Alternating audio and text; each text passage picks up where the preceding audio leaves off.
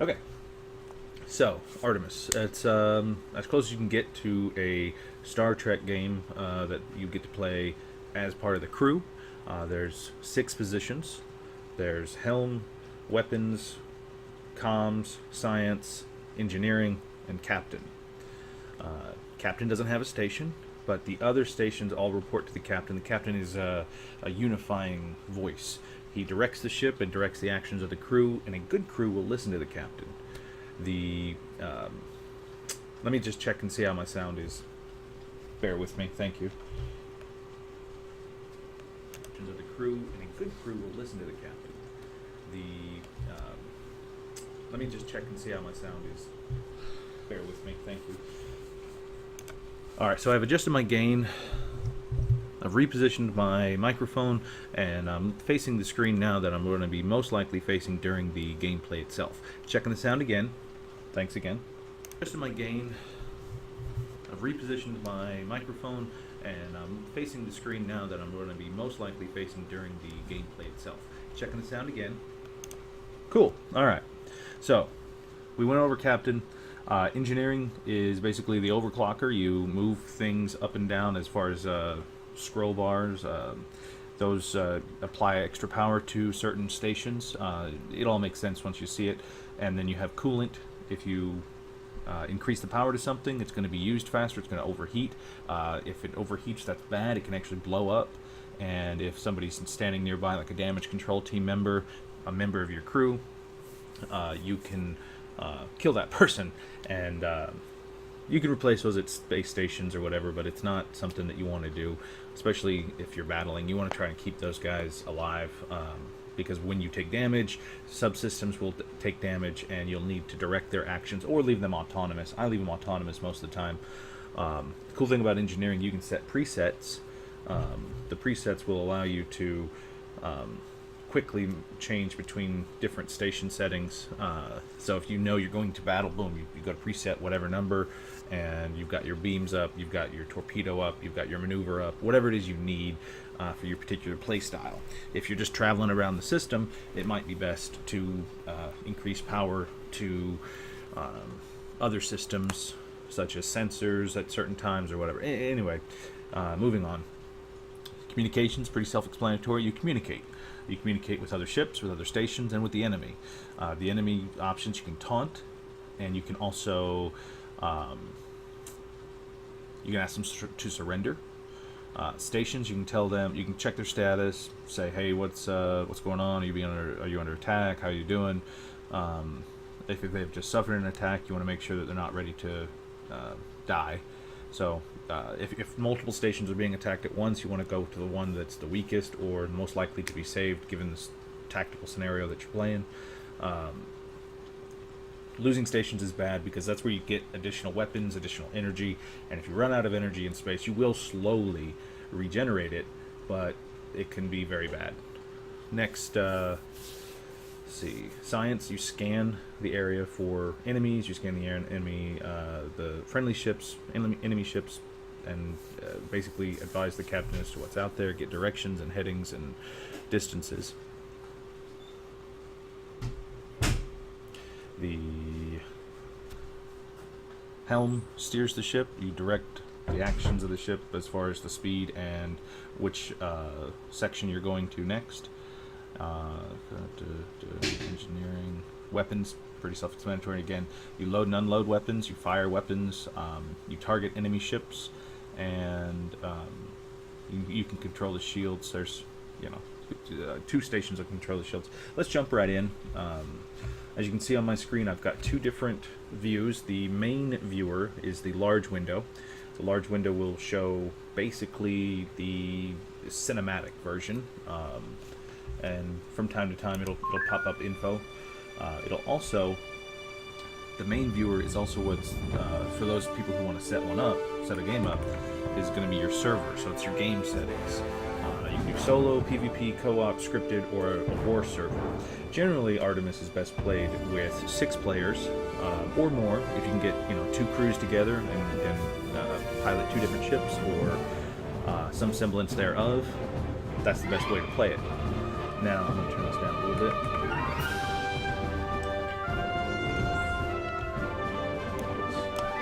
settings, just me, so I'm going to do a solo game. I'm going to leave it on Siege, difficulty by myself, I'll do 4, and I'm going to turn everything up to max. Alright. Start game. Now on the bottom here, in the bottom right hand side, that's my actual screen. It's small, but it'll show you what I see as a player. Now, as a solo player with all the stations selected, not only am I going to be captaining, but I'm going to play all stations. So you'll get a chance to view all of the different screens. The cool thing about Artemis is everybody works together to accomplish a certain goal, whatever that goal is. In this case, kill the enemy, survive, and keep all the friendly guys alive. Those are the goals. With it just being me, you'll get to see all of the stations. Every station is different. Every station has a different view. That's why the captain is needed, so that communications between one station and the other can be concise and unified. Technically speaking, you can get rid of the captain, but it's not a good idea to run a ship like this when you're in the heat of battle as a democracy. You want to run it as a dictatorship almost, or whatever it is you want to call it, but in my opinion it's best run as a dictatorship. The captain's word is the best. Maybe not the best, but it's a unifying voice, and you want to listen to one voice rather than a bunch of them. Now if you notice on the center screen here, the main viewer, it tells you connect using this IP address, 192.168.1.12. Obviously that's an internal IP address for anybody in the know. You can set that up to be an external IP address. Well, yes and no. You can set it up to play over the bridge, over the internet. Sorry, not over the bridge. I was reading. Anyway, so you set it up to play over the internet, and you can do some port forwarding stuff, and bingo bango, everybody's online. You could be playing 5 different people across the states, across the world, whatever. If you do intend to do Artemis as a multiplayer game that you're going to play online, I recommend TeamSpeak. Google TeamSpeak Artemis, you'll find all the information about how to use it. There's a lot of stuff going on with Artemis and TeamSpeak. I think there's been some changes. I haven't logged into it in a while, but basically, turn this down again. Basically, the Terran Stellar Navy and the United Star Navy, Stellar Navy, sorry, USN, TSN, they run the TeamSpeak. They'll have games and stuff on a regular basis. Again, I haven't played in a while. There's also a pirate faction. You get points for doing certain things. I just like playing the game. I don't get into the role-play aspect very deeply, but there's some people out there who have, a rank structure, and they level up, and they're, somebody who's played so many missions and, done so well, they get to command their own ships or whatever. They're pretty friendly. If you want to go out there and play, they're always looking for new people to play, and they'll tell you all about it.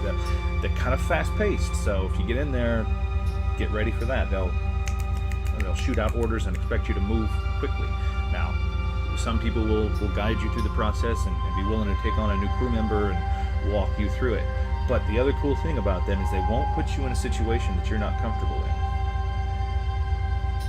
Sorry, my Twitch feed got messed up for a second. Okay. Anyway, let's get moving. Connect to server. As you can see, the game clicks as soon as it says, you say connect to server. I'm going to select all of the stations: helm, weapons, engineering, science, and comms. Don't select data, observer, captain's map, game master, or main screen. Main screen. Oh, I'm already under attack. I better get going. That was a space insect. He appears. Let's request dock here. Oh no, I'm not going to be able to play on this screen. Shoot. What is this? Science? Oh no, LRS, okay. Oh, helm. Who attacked me? Oh, okay. Weapons. Oh, I gotta undock. By the way, you can't target somebody while you're docked. Weapons. Shields are up. Load homing.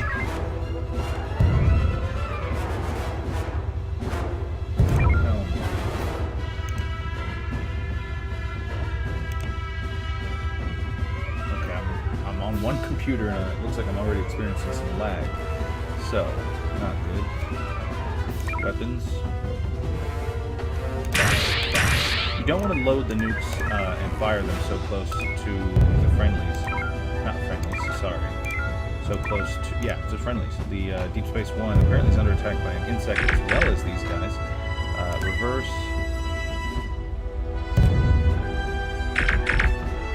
See if they'll disengage. Okay. We shall destroy them. Weapons, fire another volley. Okay. Arms, check again. Well, they destroyed. They became destroyed. Weapons, target this insect because we don't know how bad off our Deep Space One is. No longer need to be going in reverse.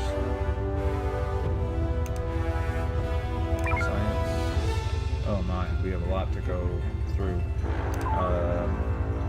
Shields are at 593, I think, out of 800, so they did take some damage.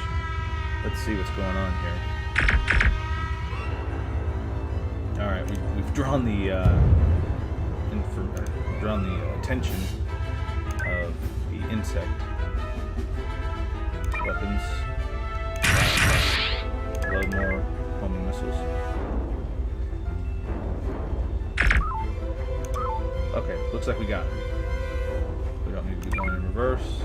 Let's go ahead and request dock again. Science, what is out there? Oh my.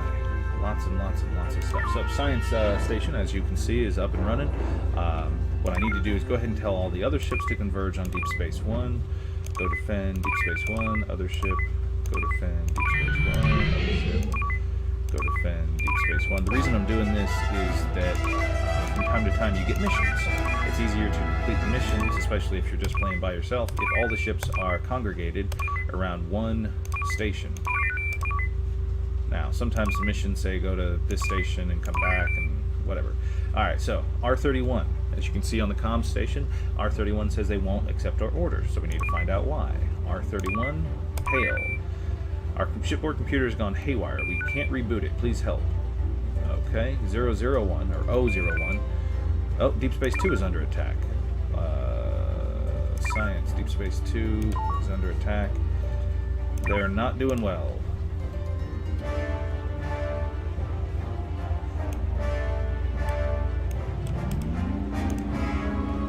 Go to long-range scans, long-range sensors, whatever. Weapons, what do you have loaded? Perfect. Alright, helm, take us to Deep Space 2. Deep Space 1, 2, and 4. Well, looks like we are not doing so well. Weapons, target, shields up. Fire, fire. Load. No, keep them targeted. Reverse. Keep them in our beam weapons. Engineering. Set us up for attack. Helm. No reverse.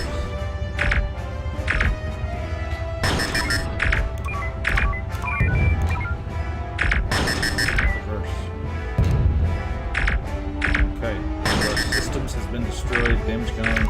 Team casualty. Well, maybe not destroyed. An info screen. Yeah, we're under attack here, obviously. Okay. Boom, he's been destroyed. Reverse no more.